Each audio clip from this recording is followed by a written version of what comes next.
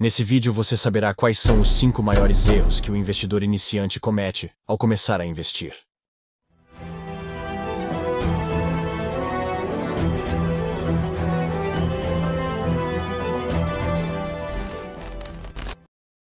Aviso: esse vídeo não é uma recomendação de investimento e deve ser considerado apenas para fins didáticos.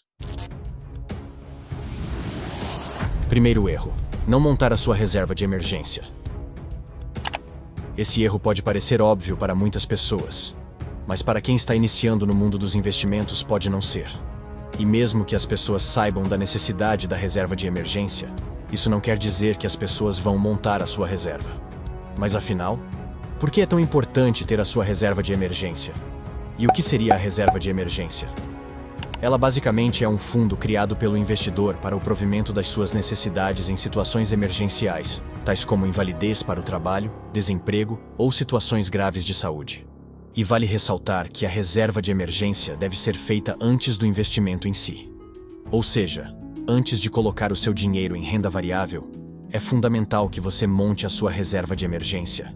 Porque nós nunca sabemos quando a vida vai dar uma reviravolta contrária às nossas expectativas e interesses. E é isso que significa o risco. De modo que esse risco é basicamente a possibilidade de que algo aconteça, contrário ao que nós esperamos. Por isso, então que se faz necessária a reserva de emergência. Mas como então constituir a sua reserva de emergência? Ela deve ser composta entre 6 a 12 meses dos seus custos fixos, sendo 6 meses para quem tem um emprego fixo ou é servidor público, no qual a segurança é maior. E 12 meses para quem é autônomo ou profissional liberal, porque nesse caso, o risco de a pessoa perder sua renda principal, sua renda ativa, é muito maior. Perceba que eu disse custos fixos, por isso é interessante que você coloque em uma planilha os seus custos fixos que não variam, ou que variam muito pouco de um mês para outro. Então, você deve somar isso e multiplicar por 6. Por exemplo, eu tenho um custo fixo de R$3.000 por mês. Então, se você tiver um emprego fixo ou for um servidor público, sua reserva de emergência deve ser de R$18.000 no mínimo. Se você quiser ainda mais segurança, você pode colocar um valor maior. Mas esse valor de R$18.000 é o mínimo para quem se encaixa nesses critérios. Já no caso de um autônomo ou profissional liberal, deve-se alocar na reserva de emergência, no mínimo R$36.000. Então, só após fazer isso, é que você pode colocar o seu dinheiro em renda variável, que seria aquele dinheiro que você não precisará utilizar em um período de curto a médio prazo. Quando falo em curto prazo, me refiro a um período de 1 ano. E quando digo médio prazo, me refiro a um período de 3 a 5 anos. Então, só coloque em renda variável o dinheiro que você irá precisar pelo menos daqui a mais de 5 anos. E a realidade é que se você coloca esse dinheiro em renda variável, você não deve nem pensar em usar esse dinheiro, exceto para no futuro quando você for viver dos dividendos, em um período em que seu investimento já estiver maduro. Outro ponto importante que vale ser ressaltado sobre a reserva de emergência é que ela é diferente da chamada reserva de oportunidade. A reserva de oportunidade seria basicamente o seu caixa, que você deixa acumular a fim de aguardar uma oportunidade de queda nas cotações dos ativos de renda variável. Ou seja, quando ocorrer uma queda significativa no preço dos ativos, então você usa esse caixa para comprar esses ativos. Enquanto que na reserva de emergência você não mexe, exceto em situações emergenciais. Na reserva de oportunidade você vai mexer, de modo que esse é o dinheiro que você deixou em caixa, aguardando uma oportunidade de mercado. Mas por que essa distinção é importante? Porque quando você confunde reserva de oportunidade com reserva de emergência, toda vez que tiver uma queda em uma ação, você vai acabar tirando dinheiro da sua reserva de emergência e colocar em renda variável, o que é um grande erro. Então, faça essa separação. Mas afinal, onde você deve colocar o seu dinheiro para formar a sua reserva de emergência?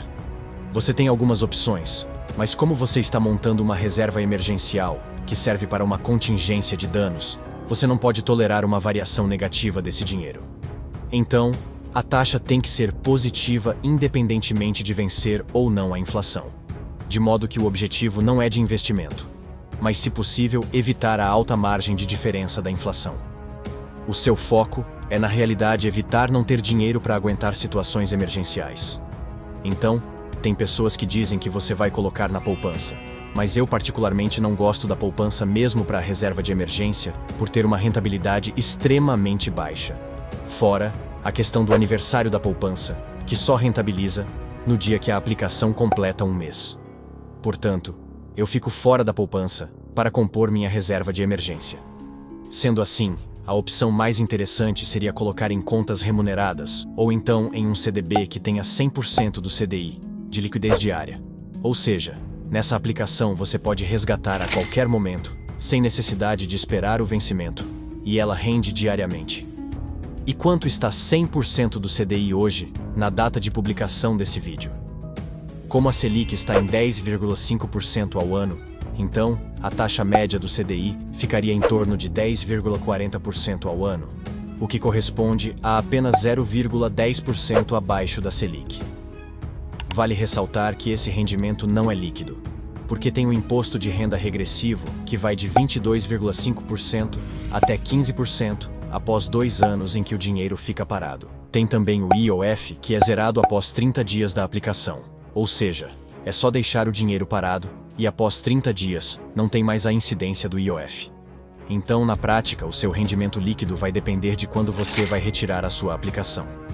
Como disse antes, essa é uma opção que eu adoto para compor tanto minha reserva de emergência quanto a reserva de oportunidade. As duas se encaixam bem nessa aplicação do CDB, com 100% do CDI de liquidez diária. Mas lembrando que são duas aplicações separadas. Então, não misture o dinheiro da reserva de oportunidade com o da reserva de emergência. Aqui no site do Tesouro Direto, temos o Tesouro Pré-fixado 2027, que está com uma rentabilidade de 11,24% ao ano, que é baixa, apesar de estar um pouco maior do que a Selic, que é de 10,5%. Mas a diferença é muito pequena, portanto, no meu ponto de vista, não vale a pena. Portanto, o mais interessante seria colocar a sua reserva de emergência aqui nesse Tesouro Selic pós-fixado, mais esse pequeno valor aqui. Apesar de todos terem liquidez diária, e você conseguir resgatar seu título em todos os casos, no Tesouro Selic você receberá justamente a rentabilidade da Selic. Mas afinal, por que eu não colocaria a minha reserva de emergência em um título pré-fixado ou em um IPCA+? Porque lembra quando eu disse que vocês não podem ficar sujeitos a oscilações negativas? No caso dos pré-fixados ou desse híbrido de IPCA+, até a data do vencimento o título pode variar para baixo. Por isso você pode acabar vendo o seu dinheiro desvalorizando até chegar o vencimento, por causa do fenômeno chamado marcação a mercado, que irei detalhar mais em um próximo vídeo. Portanto, esse é o porquê de você usar um título pré-fixado para fazer um investimento em renda fixa e nunca para compor sua reserva de emergência. Porque vamos supor que eu comprei um título pré-fixado para fazer a minha reserva de emergência. Então, em 2025, ano que vem, eu infelizmente perco meu emprego e eu preciso utilizar da minha reserva de emergência e ter que resgatar o dinheiro. Mas nesse momento o meu pré-fixado está negativo. Então eu vou ter perdido dinheiro e mesmo assim vou ter que utilizar esse dinheiro. Portanto, você não deve fazer isso. Por isso não se deve utilizar um título pré-fixado ou IPCA+, para compor sua reserva de emergência e nem sua reserva de oportunidade. Tem pessoas que ainda dizem que se deve guardar dinheiro físico em casa. Eu particularmente não concordo com isso, pois não faz sentido ficar perdendo para a inflação, sendo que muitas vezes você só vai efetivamente precisar da sua reserva de emergência em alguns anos. Então, no meu ponto de vista, essas opções são suficientes para você constituir a sua reserva de emergência. Segundo erro, achar que as ações são a mesma coisa que a empresa. Mas como assim? As ações não são uma fração de uma empresa? A resposta é sim. Mas as ações são títulos, sendo basicamente representações de frações das empresas, não sendo efetivamente as empresas. Mas por que saber isso é importante? Porque as ações oscilam diariamente dentro do mercado, mas a empresa não, de modo que a empresa continua mantendo as suas atividades normalmente. Mas mesmo assim, muitas vezes as cotações das suas ações estão caindo. Mas afinal, por que é importante que o investidor iniciante tenha consciência dessa diferença? Porque geralmente ele acha que após ter comprado as ações e sua cotação começar a cair bastante, a empresa vai falir, e que ele perderá todo o seu investimento. Mas isso está errado. Com a Caixa Seguridade, por exemplo, em junho de 2022, vimos que nos 12 meses anteriores, a ação estava sofrendo uma desvalorização de mais de 40%. Entretanto, o lucro da empresa só foi aumentando com o passar do tempo. Em 2023, o lucro da empresa foi recorde, com mais de 3,5 bilhões de reais de lucro líquido. Em 2022, houve uma discrepância entre o lucro apresentado e sua cotação, que com o passar do tempo, até chegar em 2024, a ação mais do que dobrou de preço, acompanhando os lucros da empresa. Portanto, vão ter momentos em que o preço da ação vai estar bem abaixo do seu valor real. Veja que quem comprou a ação da Caixa em 2022, quando a cotação estava em torno de R$ 7,00, fez um bom negócio. E teve toda essa alta tanto na cotação quanto nos lucros da empresa. Por isso, tenha cuidado com esse erro de achar que a cotação se confunde com a empresa. Terceiro erro: forçar demais a diversificação. Esse erro, inclusive, é muito influenciado por educadores financeiros. Mas por que eu vejo isso como um erro para o investidor iniciante? Como a diversificação é praticamente um mantra dentro do mundo dos investimentos, com aquela famosa frase de que não se deve colocar todos os ovos na mesma cesta, existe um problema em não saber lidar com a diversificação, principalmente quando se trata do investidor iniciante. Porque muitas vezes ele já começa entrando no mercado de risco, querendo diversificar demais, e acaba atirando para todos os lados. Então, digamos que o investidor iniciante tem R$ 10.000 para investir. Então, ele já quer comprar um pouco de criptomoedas, um pouco de fundos imobiliários, um pouco de ações de empresas brasileiras, um pouco em ações no exterior, e assim por diante. Assim, uma pessoa que começou há menos de um ano ou há alguns meses no mundo dos investimentos não tem condições de saber o básico sobre todas essas classes de ativos, de modo que ele já começa querendo diversificar demais, sem saber o que está fazendo.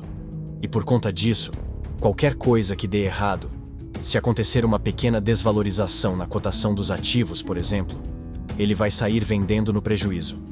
Portanto, como ele não entende bem como funcionam esses ativos, ele vai acabar pulverizando esse dinheiro, por justamente não entender os riscos que estão atrelados a esses ativos. Por isso, o mais inteligente seria começar comprando apenas uma classe de ativos, aquela que o iniciante começou a estudar a fundo, enquanto estuda outra classe de ativos em um ritmo menos intenso. É mais prudente começar a investir em uma ação de uma empresa que você estudou muito, como a de algum banco, por exemplo, ou outra ação de setores perenes. É interessante também que o iniciante passe a diversificar à medida que vai estudando mais. Porém, é bastante recomendado, por alguns analistas, que o iniciante pare de investir temporariamente em determinada classe de ativos quando as cotações dos mesmos estejam muito elevadas, ou seja, muito acima do preço justo. E quanto ao investimento em criptomoedas, eu investiria apenas em Bitcoin inicialmente, mesmo que pareça estar caro. De modo que o Bitcoin não deve ser visto como um investimento em si, mas sim como um hedge, ou seja, uma reserva de valor que mantém seu poder de compra ao longo do tempo. Portanto, mais importante do que você comprar o Bitcoin em si, é entender como ele funciona e como armazená-lo de forma segura. Então, se você é iniciante no mundo dos investimentos, você precisa estudar antes de tomar qualquer iniciativa de comprar um ativo, principalmente em um ativo como uma criptomoeda. Mas falarei detalhadamente sobre Bitcoin em um próximo vídeo. Quarto erro: tomar decisões de investimentos a partir de dicas ou influencers. Esse é um dos maiores erros que a maioria das pessoas que começam a investir costumam cometer. Esse erro é bastante recorrente porque, com o acesso à internet, e principalmente com a ascensão da educação financeira no YouTube, é muito comum que as pessoas procurem dicas de investimento dentro do próprio YouTube, por exemplo, sendo que antigamente isso não existia. Eu não estou criticando a existência de educadores financeiros na internet. Estou apenas dizendo para você ter cuidado ao ouvir essas dicas, pois, muitas vezes, esses influencers podem estar equivocados, ou ele próprio já fez a própria gestão de riscos e colocou apenas uma pequena parcela do próprio dinheiro em determinado ativo, enquanto o iniciante, por ter menos capital para investir, acaba investindo em uma única ação, por exemplo, que na verdade é uma grande furada. Então, cuidado ao ouvir a dica quente de algum influencer. Por exemplo, temos a ação da empresa Melius, a Cash 3. Ela fez seu IPO em novembro de 2020, e então ocorreu um grande efeito manada, de modo que a ação chegou a se valorizar 600% desde o IPO até julho de 2021. Portanto, em menos de um ano houve essa explosão de valorização. Então, o youtuber e influencer de finanças Thiago Nigro publicou vídeos dizendo que comprou muitas ações da Melius, e por conta disso, muitas pessoas também compraram as ações da empresa.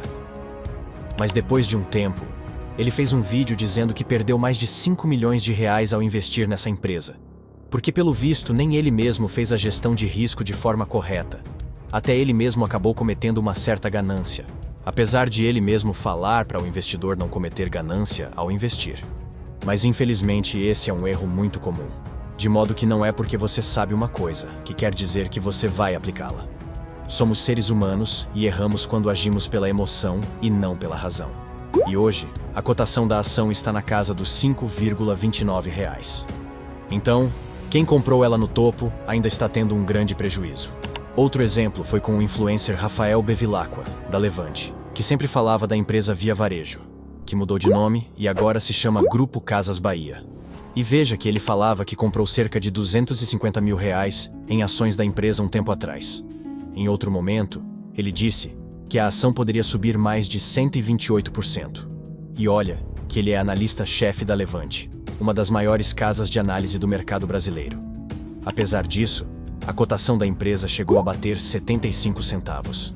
Sendo que recentemente foi anunciado que a empresa sairia do índice Ibovespa, além de ter entrado com um pedido de recuperação extrajudicial e depois de inúmeras reestruturações mudou o seu código para BHIA3. E nos últimos 12 meses, a ação da empresa teve uma desvalorização de mais de 87%. Ou seja, não confie na dica quente do momento quando o assunto é investimento. Sempre busque estudar sobre o ativo que você pretende investir. E o quinto e último erro é colocar mais dinheiro em renda variável do que pode suportar.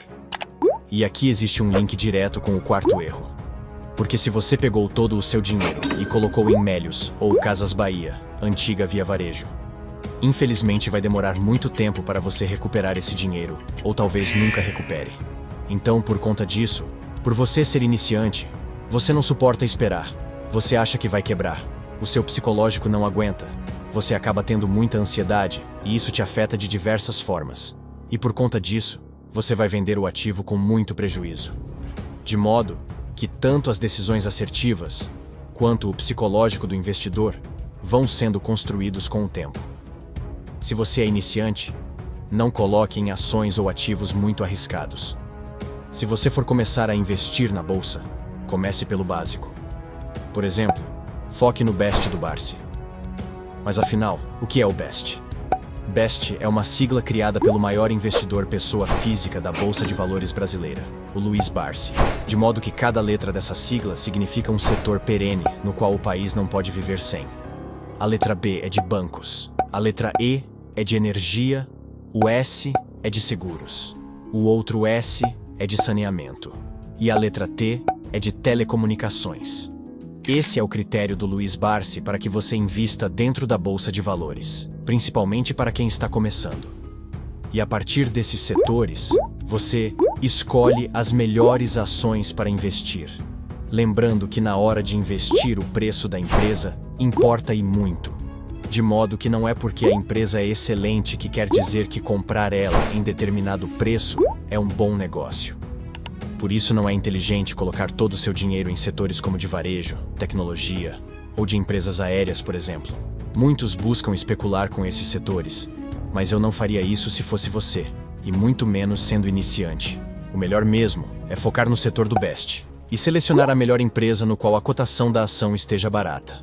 E mesmo nesses setores perenes, podem ocorrer problemas e você acabar encontrando empresas ruins, como foi o caso da empresa Oi, que se enquadra dentro do grupo de telecomunicações, defendido pelo Barsi. Mas eu particularmente não tenho empresas de telecomunicações na minha carteira, pois apesar de ser um setor considerado perene, existem opções de ações mais rentáveis e interessantes nos outros setores do BEST.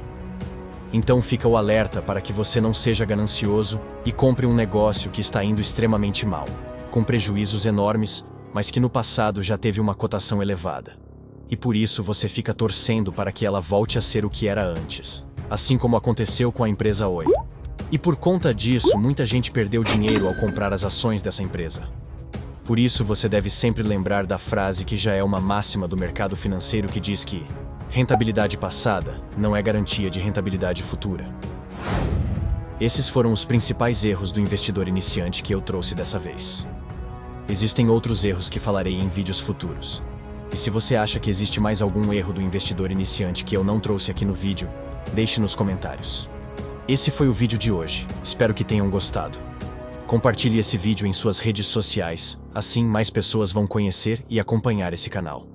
Deixe seu like e se inscreva no canal, e ative o sininho de notificações na opção Todas, para ser avisado quando um vídeo novo for postado. Obrigado por assistir esse vídeo até o fim e até a próxima.